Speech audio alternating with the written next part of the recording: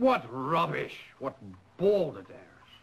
You must have read something terribly disturbing, Watson, for you to be so overwrought this early in the morning. Indeed, Holmes. It's irresponsible of the Times to play upon people's superstitions. Ah, you must be referring to the affair of the mummy's curse. Has the entire city in an uproar. 3 men dead, and they expect us to believe that a 4,000-year-old mummy was the murderer. I'm surprised you haven't taken some interest in this case, Holmes. To the contrary, my dear Watson. I have made some inquiries, because I dare say I do believe this murderer is a much younger chap.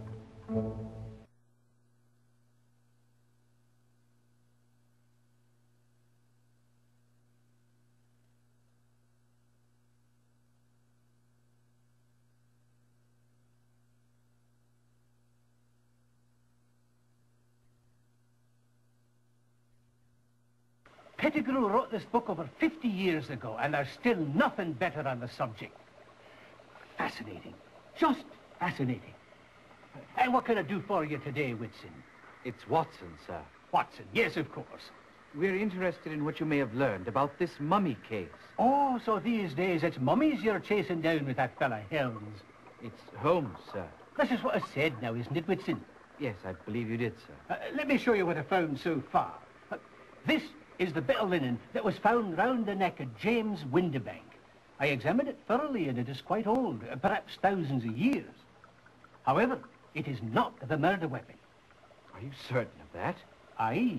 The linen is quite old, but it's not at all strong enough to strangle a grown man. Very interesting, sir. I also found something quite fascinating. Take a look through this glass. Do you see those short hairs on the fabric? They look precisely like hairs. Of course they look like hairs. But what kind of hairs? They're not human hairs. They're dog hairs. Now, look at this. This piece of linen was found round the neck of the victim on board the ship. Well, his name was Leatherby or something. It is also quite old, and on it I found more hairs. More dog hairs? No, my dear man, monkey hairs. I've not yet been able to identify the precise species, but it's just extraordinary, isn't it? Quite. But what do you think it all means? Well, I'm not the sort who likes to jump to conclusions, Whitson. But I can assure you that neither of these bandages were the murder weapons.